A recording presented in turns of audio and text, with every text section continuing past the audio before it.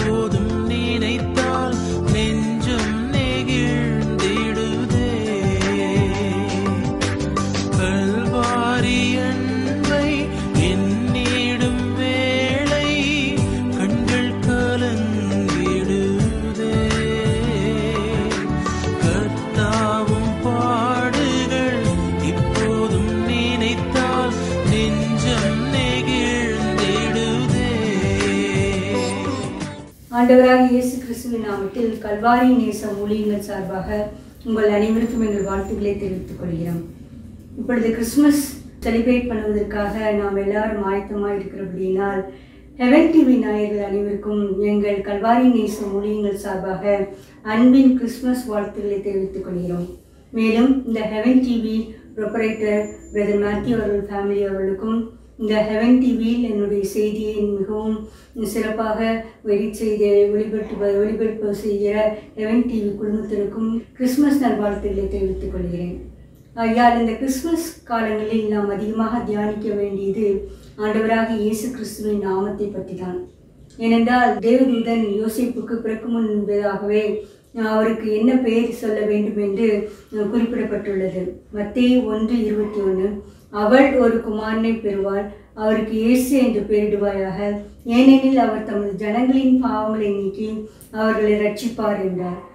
பிரியமானவர்களே, இந்த காலகட்டங்களில் நாம் ஆண்டவராக இயேசு கிறிஸ்துவின் இயேசு என்னும் நாமத்தின் மகத்துவத்தை உணர்ந்தவர்களாக தான் இந்த கிறிஸ்துமஸ் ஆராதனையும் அந்த கிறிஸ்துமஸ் செலிப்ரேஷனையும் நாம் நடத்த வேண்டும். அப்பொழுதுதான் அது உண்மையான கிறிஸ்துமஸாக இருக்கும். ஆனால் இந்த காலகட்டங்களில் ஆண்டவராக இயேசு கிறிஸ்துவின் நாமத்தை உணராத மக்களாக தான் அநேகர் கிறிஸ்துமஸை கொண்டாடி கொண்டிருக்கிறார்கள். காரணம், அந்த நாமத்தை அவர்கள் இன்னும் அறியவில்லை, உணரவில்லை. அப்படி கிறிஸ்துமஸ் நாம் செலிப்ரேட் பண்ணுவது என்பது மற்ற புறஜாதி மக்கள் அவருடைய பண்டிகையை கொண்டாடுவது போல்தான் எந்தவித அர்த்தமும் இல்லாமல் கொண்டாடுவது போல் இருக்கும். ஆகையால் நாம் இந்த கிறிஸ்துமஸ் நாட்களில் இயேசு கிறிஸ்துவின் நாமத்தை உணர்ந்த மக்களாக, இயேசு என்னும் நாமத்தை உணர்ந்த மக்களாக நாம் கிறிஸ்துமஸ் செலிப்ரேட் பண்ணால் நிச்சயமாகவே நாம் ஆண்டவராக இயேசு கிறிஸ்து நம் உள்ளத்தில் அவதரித்து நமக்கு ஆனந்த மகிழ்ச்சியை தந்தருள்வார். ஆம் பிரியமானவர்களே, இதை கேட்டுக்கொண்டிருந்தே நாம் இப்பொழுது தியானிக்க போவது இயேசு என்னும் நாமத்தின் மகத்துவம். நம் ஆண்டவராக இயேசு கிறிஸ்து அவர் உலகத்தில் இருந்த பொழுது அவரை பார்த்த மாத்திரத்திலே பிசாசுகள் அலறி ஓடின. அதுதான் இயேசு என்னும் நாமத்தின் வல்லமை, மகத்துவம். அவர் எந்த காரியத்தையும் சொல்வதற்கு முன்னதாகவே அவரை பார்த்தவுடனே பிசாசுகள் அலறி ஓடின. மார்க் 1:23 முதல் 26 வரை ஒரு சம்பவம். அங்கு ஜப ஆலயத்தில் அசுத்த ஆவியுள்ள ஒரு மனுஷன் இருந்தான். அந்த அசுத்த ஆவியுள்ளவன் எவ்வளவு நாட்களாக அந்த ஜப ஆலயத்துக்கு வந்து கொண்டே இருந்தான் என்று தெரியாது. ஆனால் ஒரு நாள் அந்த ஜப ஆலயத்துக்கு ஆண்டவராக இயேசு கிறிஸ்து அங்கு போதகம் செய்வதற்காக சென்றிருந்தார். அவரை பார்த்த மாட்டத்திலே இவ்வாறு அந்த அசுத்தாவியுள்ள மனுஷன் சத்தமிட்டான்.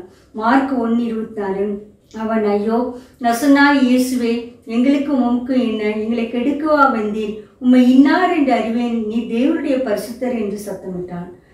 பிரியமானவர்களே, இங்கு அசுத்தாவியுள்ளவன் மனிதன் கூறுவதை பாருங்கள். நசனாய் இயேசுவே, எங்களுக்கு உமக்கும் என்ன? உம்மை இன்னார் என்று அறிவேன், தேவனுடைய பரிசுத்தர் என்று சத்தமிட்டார். பிரியமானவர்களே, இந்த கிறிஸ்துமஸ் காலங்கள் ஆண்டவராக இயேசுவை, இயேசு என்ற நாமத்தை அறிந்த மக்களாக, அவர் இன்னார் என்று அறிந்து கொண்ட மக்களாக தான் நாம் கிறிஸ்துமஸ் கொண்டாட வேண்டும். நீ தேவனுடைய பரிசுத்தர். நம் ஆண்டவராக இயேசு கிறிஸ்து ஒரு பரிசுத்தராகிய தேவன். பரிசுத்தராக இந்த உலகத்தில் அவதரித்தார், பரிசுத்தராக வாழ்ந்தார், பரிசுத்தராக அவருடைய திரு ரத்தத்தை நமக்காக சிந்தி மீட்பை ஏற்படுத்தினார். ஆகையால் உம்மை இன்னார் என்று அறிவேன் இந்த அசுத்த ஆவியில் உள்ள மனிதன் சத்தமிட்டது போல நாமும் ஆண்டவராக இயேசு கிறிஸ்துவை இன்னார் என்று உணர்ந்த மக்களாக நாம் கிறிஸ்துமஸ் கொண்டாட கடமைப்பட்டுள்ளோம். அப்பொழுது அந்த இயேசு கிறிஸ்து அந்த மனிதனை பார்த்து இவ்வாறு அழைத்தினார். மார்க் 1:25 அதற்கு இயேசு, நீ பேசாமல் இவனை விட்டு புறப்பட்டு போ என்று அதை அதட்டினார். உடனே அந்த அசுத்தாவி அவனை அலைக்கழித்து மிகுந்த சத்தமிட்டு அவனை விட்டு போய்விட்டது. பிரியமானவர்களே, இங்கு ஆண்டவராக இயேசு கிறிஸ்துவின் ஒரு வார்த்தையின் வல்லமை, பேசாமல் இவனை விட்டு போ என்று சொன்ன பொழுது அந்த அசுத்தாவி அவனை மிகவும் அலைக்கழித்து விட்டு சென்று விட்டது. நாமும் கூட நாம் ஜெப ஆலயத்துக்கு வெறுமனே சென்று வந்து இயேசு என்னும் நாமத்தை உணராதவர்களாக சென்று வந்திருந்தோம் என்றால் நாம் இந்த அசுத்த ஆவி உள்ள மனிதனை போல்தான் நாம் சென்று வந்திருக்கிறோம். ஏனென்றால் நாம் இன்னார் என்று இயேசு இன்னார் என்று அறிந்து ஆலயத்துக்கு சென்று அவரை துதிக்கும் பொழுது மட்டும்தான் அது உண்மையான கிறிஸ்துமஸாக இருக்கும்.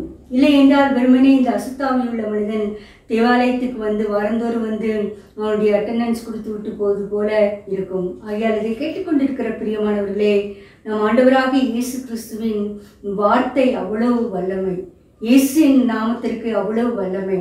இயேசு கிறிஸ்துவை பார்த்தாலே அசுத்த ஆவிகள் அலறி ஓடின. நாமும் கூட நாம் ஆண்டவராக இயேசு கிறிஸ்துவை இன்னார் என்று அறிந்து அவரை நம் உள்ளத்தில் தரித்து கொண்டிருக்கும் பொழுது நம்மை பார்த்தும் அசுத்த ஆவிகள் அலறி ஓடும். நாம் அசுத்த ஆவிகளை பார்த்து பயப்பட தேவையில்லை, அசுத்த ஆவிகள் தான் நம்மை விட்டு அலறி ஓடும். அந்த ஒரு கிருபையை நாம் பெற்றுக்கொண்டவர்களாக இருக்கும் பொழுதுதான் நமக்கு அது உண்மையான கிறிஸ்துமஸ். ஏனென்றால் அப்போஸ்தலனாகிய பவுல் ஊழியம் செய்து கொள்ளும் போது கூட ஒரு குறி சொல்லுகிற ஸ்திரீ அவர்களை பின்தொடர்ந்து வந்து, இவர்கள் நசனாகிய இயேசு கிறிஸ்துவின் ஊழியக்காரர், ரட்சிப்பின் வழியை நமக்கு அறிவிக்கிறார்கள் என்று பல நாள் அவர்களை பின்தொடர்ந்து வந்து சொல்லிக்கொண்டே இருந்தார். ஒரு நாள் பவுல் சினம் கொண்டு அவளை கனிந்து கொண்ட பொழுது அந்த அசுத்தாவி அவளை விட்டு போய்விட்டது.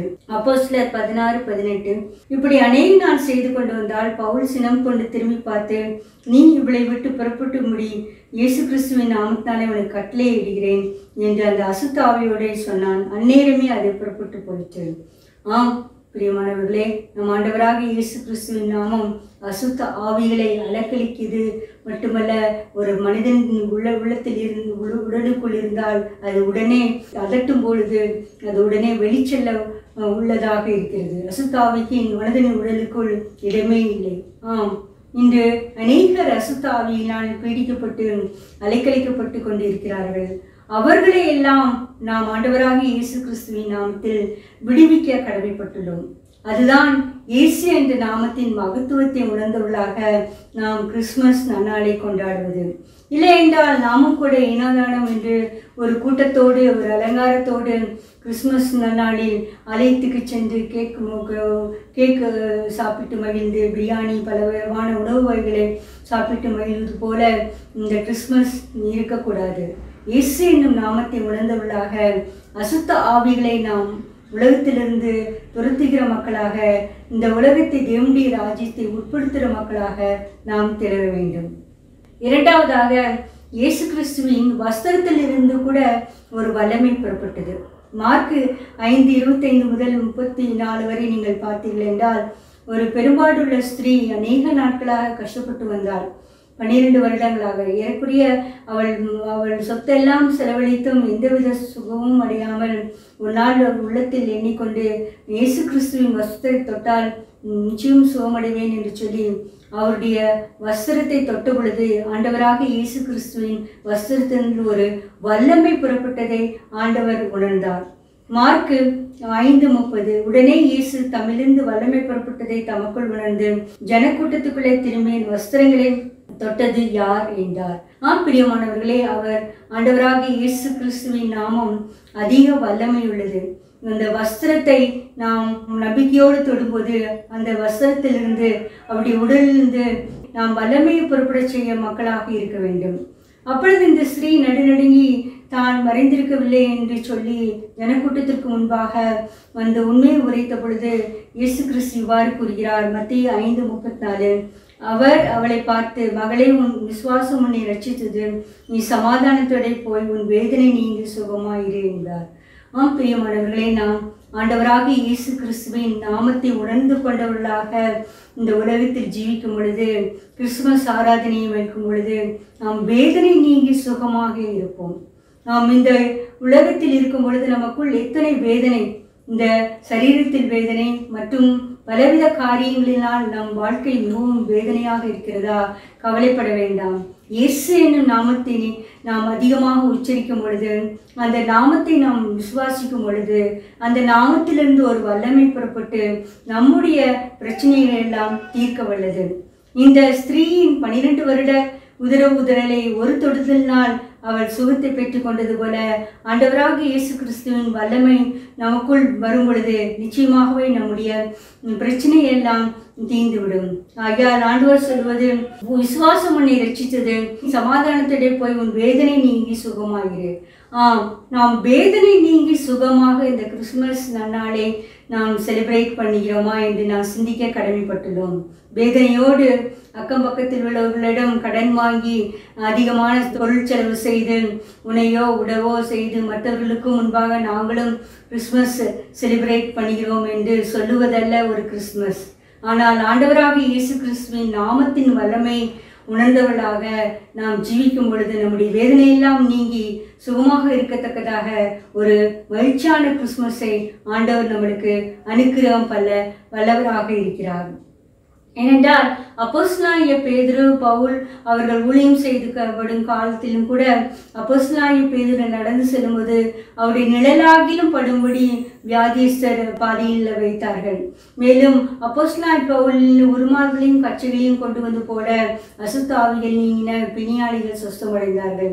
அப்படி ஒரு வல்லமையான நாமத்தை தான் நாம் விசுவாசித்துக் கொண்டிருக்கிறோம். இயேசு என்னும் நாமம் நாம் வல்லமையுள்ள நாமம். அந்த வல்லமையுள்ள நாமத்தை நாம் அதிகமாக விசுவாசிக்கும் பொழுது நம்முடைய வாழ்க்கையிலும் இருந்து கூட வல்லமை பெறப்பட்டு அநேக பிணியாளிகளை சுத்தமாக்கத்தக்கதாக நாமும் ஒரு நிருபங்களாக விளங்குவோம். அப்படி கொண்டாடுவதுதான் உண்மையான இயேசு கிறிஸ்துமஸ் மகிழ்ச்சி. அப்படி கொண்டாடுவதுதான் உண்மையான இயேசு நாமத்தை உணர்ந்து கொண்ட மக்களாக நாம் கொண்டாடுவது. அப்படிப்பட்ட ஒரு கிருபையை இந்த கிறிஸ்துமஸ் நன்னாளில் நாம் பெறுவதற்காக ஆண்டவராக இயேசு கிறிஸ்துவின் நாமத்தை நாம் அதிகமாக தியானிக்க கடமைப்பட்டுள்ளோம். அடுத்தது, இயேசுவின் நாமத்தில் நாம் நீதிமான்களாக்கப்படுகிறோம். ஏனென்றால் இந்த உலகத்தில் நாம் ஒவ்வொருவரும் பிறக்கும் பொழுது நாம் பாவத்தில் கற்பந்தெடுத்தபடியினால் அதிக பாவ குணங்கள் நிறைந்தவர்களாக தான் இந்த உலகத்தில் நாம் பிறக்கிறோம். நாம் அறிந்தும் அறியாமலும் அநேக பாவ வலைக்குள் ஈடுபடுகிற மக்களாக இருப்போம். ஏனென்றால் அநேக காரியங்களில் நாம் தெய்வ பயம் இல்லாமல் துணிகரமான அநேக காரியங்களை நாம் செய்து விடுவோம். அப்பொழுது நினைத்து கொள்வோம், ஆண்டவர் அதை கண்டு கொள்ள மாட்டார், நாம் பிற்பாடு ஒரு மன்னிப்பு பெற்றுக்கொள்ளலாம் என்றெல்லாம் ஒரு துணிகரமாக ஜீவிக்கிற கிறிஸ்தவர்கள் தான் இந்த உலகத்தில் அநேகம் உண்டு. ஆனால் இயேசு என்ற நாமம் நம்மை நீதிமான்களாக்கப்படுகிறது. நாம் நீதிமான்களாக இருக்கும் பொழுதுதான் நம் ஆண்டவராக இயேசு கிறிஸ்து நம்முடைய வேண்டுதல்கள் ஜெபத்தை எல்லாம் கேட்பார். ஏன் நாம் ஜெபம் அநேக நாள் கேட்கப்படாமல் இருப்பதற்கு என்று ஒரு காரணம் என்றால் நாம் இன்னும் நீதிமான்களாக்கப்படவில்லை என்பதுதான் அர்த்தம். ரோமர் 3:24 இலவசமாக அவருடைய கிருபையினாலே கிறிஸ்து இயேசுவில் உள்ள மீட்பை கொண்டு நீதிமான்களாக்கப்படுகிறார்கள். அவருக்கு இயேசு என்று பெயரிடுவாயாக. அவர் ஜனத்தின் பாவங்களை நீக்கி ரட்சிப்பார். மீட்பு என்பது ரட்சிப்பு. நாம் இந்த ரட்சிப்பின் உண்மையான சந்தோஷத்தை உணர்ந்து கொண்ட மக்களாக கிறிஸ்துமஸ் செலிப்ரேட் பண்ணும் பொழுது நாம் ஒரு நீதிமான்களாக ஆலயத்துக்குள் செல்கிறோம். நாம் நீதிமான்களாக்கப்பட்டதாக நாம் ஆலயத்துக்கு சென்று அவருடைய நாமத்தை தொழுது கொள்ளும் பொழுது நம்முடைய உள்ளத்தில் இருந்து பிறக்கும் எல்லா ஜெபங்களும், நாம் உதடுகளிலிருந்து பிறக்கும் எல்லா துதி ஆராதனையும் தேவன் ஏற்றுக்கொள்ள மனதாக இருக்கிறார். ஆகையால் நாம் சிந்திப்போம் பிரியமானவர்களே, இந்த கிறிஸ்துமஸ் கொண்டாடும் பொழுது நான் நீதிமானாக்கப்பட்டவனாய் நான் கிறிஸ்துமஸ் செலிப்ரேட் பண்ணுகிறேனா, இல்லை அதே பழைய போக்கிலே ஏனோ தானோ என்று ஒரு வருடம் ஒரு பண்டிகை வருகிறது, நாம் கொண்டாடித்தான் ஆக வேண்டும், மற்ற புறஜாதி மக்கள் ஒவ்வொரு பண்டிகை கொண்டாடுகிறார்கள், நாமும் கொண்டாடி விட்டு போலாமே என்று ஒரு வெறுமனே ஒரு கொண்டாட்டமாக இருக்கக்கூடாது. நாம் நீதிமான்களாக்கப்பட்டதாக இயேசு கிறிஸ்துவின் நாமத்தில் உள்ள மீட்பை எடுத்துக்கொண்ட மக்களாக நாம் ஜீவிக்க கடமைப்பட்டுள்ளோம். அதற்கு தேவன் கிருபை செய்வாராக. நாம் நீதிமான்களாக்கப்படும் பொழுது நித்தியமாகவே நாம் நித்திய ஜீவனுக்குள் பிரவேசிப்போம். ஏனென்றால் நமக்கு இந்த உலகத்தில் கொடுக்கப்பட்ட உயிர் பிதாவாகிய தேவனால் நாம் சுவாசத்தினால் உண்டாக்கப்பட்டோம். ஆகையால் இந்த ஆன்மா அழியாதது. அந்த ஆன்மா நாம் மரணத்துக்கு பின்பாக எங்கே செல்வது என்று தீர்மானிக்கப்படுவது நாம் கடமையாக இருக்கிறது. நாம் இந்த உலகத்தில் ஜீவிக்கும் பொழுது எவ்வாறு ஜீவிக்கிறோம், இயேசு என்ற நாமத்தின் மகத்துவத்தை உணர்ந்து கொண்ட மக்களாக ஜீவிக்கிறோமா என்று இருக்கும் பொழுதுதான் நமக்கு நித்திய ஜீவன் கிடைக்கும். ரோமர் 6:23 பாவத்தின் சம்பளம் மரணம், தேவனுடைய கிருபை வரவோ நம்முடைய கர்த்தராகிய இயேசு கிறிஸ்துவினால் உண்டான நித்திய ஜீவன். நாம் இயேசுவின் நாமத்தின் மகத்துவத்தை உணர்ந்து கொண்டவர்களாக இருக்கும் பொழுது நாம் நித்திய ஜீவன் பெற்றவர்களாக, சாவாமை பெற்றவர்களாக, அழியாத சரீரம் பெற்றவர்களாக மாறிவிடுகிறோம்.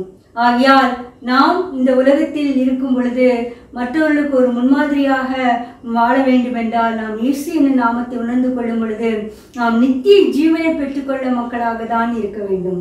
நித்திய ஜீவனை பெற்றுக்கொண்ட மக்களாக நாம் கிறிஸ்மஸ் செலிப்ரேட் பண்ணும் பொழுதுதான் அது ஒரு உண்மையான கிறிஸ்மஸாக இருக்கும். இன்று கூட அநேக கிறிஸ்துவ பாடல்கள் ஆண்டவராகிய இயேசு கிறிஸ்துவின் மகத்துவத்தை உணரச் செய்யும் மக்களாக பாடல்கள் வருவதில்லை. காரணம், இப்பொழுது அநேக கிறிஸ்மஸ் பாடல்கள் எல்லாம் அந்த கிறிஸ்மஸ் ட்ரீயை பற்றும், நட்சத்திரத்தை பற்றும் மற்றும் அலங்காரமான உடை உணவுகளை பற்றும் தான் சொல்லிக் கொண்டு வருகிறது. ஆனால் நீங்கள் பழைய பாடல்கள், பரிசுத்தவான்கள் எழுதிய கிறிஸ்துமஸ் பாடல்களை நீங்கள் தியானிக்கும் பொழுது நீங்கள் பார்த்தீர்கள் என்றால் உண்மையாகவே நாம் பாவ உணர்வடைந்து ஆண்டவராக இயேசு கிறிஸ்துவை ஏற்றுக்கொள்ள கடமைப்பட்டுள்ளோம். ஆகியால் அத்தகைய பாடல்களின் கருத்தை உணர்ந்தவர்களாக, நித்திய ஜீவனை பெற்றுக்கொண்ட மக்களாக நாம் இந்த கிறிஸ்துமஸ் நன்னாளை கொண்டாட ஆண்டவர் கிருபை செய்வாராக. அடுத்ததாக நாம் ஆண்டவராக இயேசு கிறிஸ்துவின் நித்திய ஜீவனை மட்டுமல்ல, நாம் வாக்குத்தத்தத்தை பெற்றுக்கொண்ட மக்களாக நாம் ஜீவிக்க வேண்டும். நாம் எப்பொழுது நாம் வாக்குத்தத்தத்தை பெற்ற மக்களாக ஜீவிப்போம் என்றால் இயேசு என்னும் நாமத்தை நாம் நம்பிக்கை வைக்க முடியும்தான். ஏனென்றால் அவருக்கு இயேசு என்னும் பெயரிடுவாயாக, அவர் ஜனங்களின் பாவங்களை நீக்கி ரட்சிப்பார் என்பது. நாம் பாவங்கள் மன்னித்து ரட்சிக்கப்படும் பொழுது நிச்சயமாகவே நாம் வாக்குத்தத்தத்தை சுதந்திரித்து கொண்ட மக்களாக நாம் காணப்படுவோம். இன்று கூட நாம் அநேக வாக்குத்தத்த ஆராதனைக்காக அங்கும் இங்கும் ஓடிக்கொண்டிருக்கிற மக்களை பார்க்கலாம். காரணம், அந்த போதகரிடமிருந்து ஒரு வாக்குத்தத்தம் சொன்னால் அது பலித்து விடாதா, என் வாழ்க்கையில் உள்ள இருள் நீங்கி விடாதா, நான் சுகம் பெற்று ஜீவிக்க முடியாதா என்றெல்லாம் கலங்கி தவிக்கிற மக்கள் அநேகம். ஆனால் அந்த கலங்கி தவிக்கிற மக்களுக்கெல்லாம் ஒரே ஒரு சொல்யூஷன், இயேசு என்னும் நாமம் மட்டும்தான். நாம் அந்த இயேசு கிறிஸ்துவின் நாமத்தை உண்மையாகவே நாம் விசுவாசித்து ரட்சிக்கப்பட்டிருக்கும் பொழுது இந்த வாக்குத்தத்தங்களை எல்லாம் நாம் சுதந்திரித்துக் கொள்ள தகுதி பெற்றவர்களாக இருக்கிறோம். ஏனென்றால் 2 கொரிந்தியர் 1:20, எங்களால் தேவனுக்கு மகிமை உண்டாகும்படி தேவனுடைய வாக்குத்தத்தங்கள் எல்லாம் இயேசு கிறிஸ்துவுக்குள் ஆம் என்றும் அவருக்குள் ஆமேன் என்றும் இருக்கிறது. ஆம் பிரியமானவர்களே, நம் ஆண்டவராக இயேசு கிறிஸ்துவுக்குள் தான் வாக்குத்தத்தங்கள் எல்லாம் ஆம் என்றும் ஆமேன் என்றும் இருக்கிறது. பொதுவாக ஒரு வாக்குத்தத்தத்தை அள்ளி வீசுகிற ஒரு பிரசங்கிமாரிடமிருந்து ஏற்றுக்கொள்ளுகிற ஒரு வசனம் அல்ல. நாம் இயேசு கிறிஸ்துவின் இயேசு என்னும் நாமத்தை உண்மையாக விசுவாசிக்கும் பொழுது நிச்சயமாகவே நமக்கு என்னென்ன வாக்குத்தத்தங்கள் வேண்டுமோ அந்த வாக்குத்தத்தங்கள் எல்லாம் பிதாவாகிய தேவனால் அருளப்பட்டிருக்கிறது. அதை நாம் சுதந்திரித்துக் கொள்ளலாம். அதுதான் ஒரு கிறிஸ்மஸ் கிஃப்ட். இந்த கிறிஸ்மஸ் காலங்களில் அநேகர் ஒரு பரிசு பொருளை வழங்கி, கிஃப்ட் வழங்கி அதை மகிழ்வித்துக் கொண்டிருப்பார்கள். ஆனால் இந்த வாக்குத்தத்தத்தை நாம் ஒரு பரிசாக பெறுவதற்கு நாம் முயற்சி செய்கிறோமா? சிந்திப்போம் பிரியமானவர்களே. அந்த வாக்குத்தத்தங்கள் எல்லாம் ஆண்டவராக இயேசு கிறிஸ்துவுக்குள் ஆம் என்றும் ஆமேன் என்றும் இருக்கிறது. அதுதான் ஒரு ஸ்பெஷல் கிஃப்ட். அதுதான் ஒரு வெளியேறப்பட்ட ஒரு ஈவு. அந்த ஈவாக தான் ஆண்டவராக இயேசு கிறிஸ்து இந்த உலகத்தில் அவதரித்தார். அந்த மகத்துவத்தை உணர்ந்து கொண்டவர்களாக, இயேசுவின் நாமத்தை உணர்ந்து கொண்டவர்களாக, மகத்துவத்தை உணர்ந்து கொண்டவர்களாக இந்த கிறிஸ்துமஸ் நன்னாளை கொண்டாட ஆண்டவர் கிருபை செய்வாராக. அடுத்ததாக, இயேசு கிறிஸ்துவின் நாமத்தில் நமக்கு ஒரு சமாதானம் கிடைக்கும். இந்த உலகத்தில் அநேகர் சமாதானம் இல்லாமல் அணைந்து கொண்டிருக்கிறார்கள். ஆனால் நம் ஆண்டவராக இயேசு கிறிஸ்து சமாதான பிரபு. இங்க சமாதானத்தை பூமியிலே மனிதன் மேல் பிரியமும் பூமியின் மேல் சமாதானத்தை கொடுப்பதற்காக தான் இந்த உலகத்தில் அவதரித்தார். நமக்கும் பிதாவுக்கும் உள்ள வேற்றுமையாக பிரிவினையை அவர் நீக்கிவிட்டு 2 பேருக்கும் நாம் ஒப்புரவாதல் சமாதானத்தை கொடுக்கத்தக்கதாக தான் ஆண்டவராக இயேசு கிறிஸ்து இந்த உலகத்தில் அவதரித்தார். ரோமர் 5:1, இவ்விதமாக நாம் விசுவாசத்தினாலே நீதிமான்களாக்கப்பட்டிருக்கிறபடியால் நம்முடைய கர்த்தராகிய இயேசு கிறிஸ்து மூலமாய் தேவனிடத்தில் சமாதானம் பெற்றிருக்கிறோம். ஆம் பிரியமானவர்களே, கிறிஸ்மஸ் என்பது சமாதானம். கிறிஸ்மஸ் என்பது மகிழ்ச்சியை காட்டிலும் சமாதானம் நிறைந்த ஒரு உள்ளக்கிளைப்பு. நாம் அப்படிப்பட்ட ஒரு மகிழ்ச்சியை உணர்ந்த மக்களாக நாம் கிறிஸ்மஸை கொண்டாடுகிறோமா? உள்ளத்தில் சமாதானம் காணப்படுகிறதா? இல்லை என்றால் அநேக பிரச்சனைகளினால் அல்லல்விட்டு ஒரு சமாதானம் இல்லாமல் இந்த கிறிஸ்மஸை நாம் கொண்டாடுவோம் என்று நினைத்து கொண்டிருக்கிறீர்களா? வேண்டாம். நாம் இயேசு என்னும் நாமத்தின் மகத்துவத்தை உணர்ந்து கொள்ளும் பொழுது நிச்சயமாகவே நாம் தேவனுடைய புத்திரராக மாற்றப்படும் பொழுது நமக்குள் ஒரு மிகுந்த சமாதானம் கிடைக்கும். நதி எத்தனை அளவு உள்ள சமாதானம் கிடைக்கும். தேவன் அதற்கு கிருபை செய்வாராக. அடுத்ததாக இந்த ஆண்டவராக இயேசு கிறிஸ்து, இயேசு என்று பெயரிடுவாயா, அவர் ஜனத்தின் பாவங்களை நீக்கி ரட்சிப்பார். அந்த ரட்சிப்பின் சந்தோஷத்தை உணர்ந்து கொண்ட மக்களாக இருக்கும் பொழுது நாம் எவ்வாறு ஜீவிப்போம் என்பது ஏசாயா தீர்க்கதரிசி கூறுகிறார். ஏசாயா 38:20, கர்த்தர் என்னை ரட்சிக்க வந்தார், ஆகையால் எங்கள் ஜீவனாலெல்லாம் கர்த்தருடைய ஆலயத்திலே என் கீத வாக்கியங்களை வாசித்து பாடுவோம் என்று எழுதி வைத்தான். எசேக்கியா ராஜாவுக்கு சுகம் பெற்ற பொழுது ஏசாயா தீர்க்கதரிசி இந்த வார்த்தைகளை எசேக்கியா ராஜா மூலமாக எசேக்கியா ராஜா அவர் கூடும் பொழுது இதை எழுதி வைத்தார். கர்த்தர் என்னை ரட்சிக்க வந்தார். எசேக்கியா ராஜா உணர்ந்து கொண்டான். பல நூற்றாண்டுகளுக்கு முன்னதாகவே அவர் ரட்சிக்க வந்தபடியினால் என்ன கூறினார் பாருங்கள், கர்த்தருடைய ஆலயத்திலே கீத வாக்கியங்களை வாசித்து பாடுவோம். பிரியமானவர்களே, இதுதான் உண்மையான கிறிஸ்துமஸ். கர்த்தர் நம்மை ரட்சித்திருக்கும் பொழுது நாம் உண்மையான கீத வாக்கியங்களை வாசித்து பாடுகிறவர்களாக மட்டுமல்ல, உள்ளத்தின் ஆழத்திலிருந்து இயேசுவின் நாமத்தின் மகத்துவத்தை உணர்ந்து கொண்ட மக்களாக நாம் பாடுவோம். நம்முடைய ஆலய ஆராதனைகளும் பாடல்களும் கீதனைகளும் மற்ற பிரஜாதி மக்களை நாம் ஆலயத்துக்குள் இழுக்குகிற ஆராதனையாக மாற வேண்டும். அப்படி என்றால் நாம் இயேசு நம்மை ரட்சிக்க வந்தார், இயேசு என்னும் நாமத்தை உணர்ந்து கொண்ட மக்களாக நாம் கீத வாக்கியங்களை வாசித்து பாடும் பொழுது நிச்சயமாகவே ஜீவனாலெல்லாம் நமக்கு கிறிஸ்துமஸ் தான். இதை உணர்ந்து கொண்ட சத்தியத்தை உணர்ந்து கொண்ட மக்களாக தேவன் இந்த கிறிஸ்துமஸ் நாட்களை அனுபவிக்க செலிப்ரேட் பண்ண ஆண்டவர் கிருபை செய்வாராக. ஜெபம். எங்களை நேசிக்கிற அன்பான பிதாவே, இயேசு என்னும் நாமத்தின் மகத்துவத்தை குறித்து உம்முடைய பிறந்த நாளை நாங்கள் கொண்டாட போடுகிற இந்த நாட்டில் நாங்கள் சிந்தித்தோம் கர்த்தாவே. அவருக்கு இயேசு என்றும் பெயரிடுவாயாக. அவர் ஜனத்தின் பாவங்களை நீக்கி ரட்சிப்பார் என்று நீ பிறப்பதற்கு முன்பாக பெயரிடப்பட்டீரே. உமக்கு நன்றி கர்த்தாவே. ஆண்டவரே, இயேசு என்னும் நாமத்தில் அது அதிகாரமுள்ள நாமம் கர்த்தாவே. அசுத்த ஆவிகள் அலறி ஓடுகிற நாமம் கர்த்தாவே. இயேசு என்னும் நாமத்தில் ஒரு வல்லமை உண்டு கர்த்தாவே. தொட்ட மாத்திரத்தில் நாம் சொஸ்தமாவோம் கர்த்தாவே. ஆண்டவரே, இயேசு என்னும் நாமத்தில் எங்களுக்கு நித்திய ஜீவன் உண்டு கர்த்தாவே, மீட்பு உண்டு கர்த்தாவே. வாக்கு தத்தங்களை எல்லாம் நாம் சுதந்திரித்துக் கொள்ள ஒரு ஸ்லாக்கியம் பெற்றவர்களாக மாறுகிறோம். நாங்கள் தேவ புத்திரராக உமக்கு பிதாவாகிய தேவனுக்கு நாங்கள் ஒப்புரவாதல் மூலம் சமாதானம் பெற்று இயேசு கிறிஸ்துவின் மூலமாக பிதாவுக்கு நாங்கள் புத்திரராக மாறுகிறோம் கர்த்தாவே. ஆண்டவரே, எசேக்கியா ராஜா கூறின பொழுது இயேசு அவர் என்னை ரட்சிக்க வந்தார், இதனால் நான் ஜீவனாலெல்லாம் கீத வாக்கியங்களை வாசித்து பாடுவேன் என்று சொன்னது போல நாங்களும் அந்த கிறிஸ்துமஸ் நாளில் ஆலயத்துக்கு செல்லும் பொழுது இயேசு என்னும் நாமத்தின் மகத்துவத்தை உணர்ந்தவர்களாக ரட்சிப்பின் சந்தோஷத்தை நிச்சயத்தை பெற்றுக்கொண்ட மக்களாக நாங்கள் ஆலய ஆராதனைகளில் பாடல்களில் கலந்து கொள்ள கீத வாக்கியங்களை வாசிக்க எங்களுக்கு கிருபை செய்ய போற தயவுக்காக ஸ்தோத்திரம். எல்லா துதி கன மணி உமக்கு செலுத்துகிறோம். ரட்சகரும் மீட்பருமாக இயேசு கிறிஸ்துவின் நாமத்தில் வேண்டிக்கிறோம் பிதாவே. ஆமென்.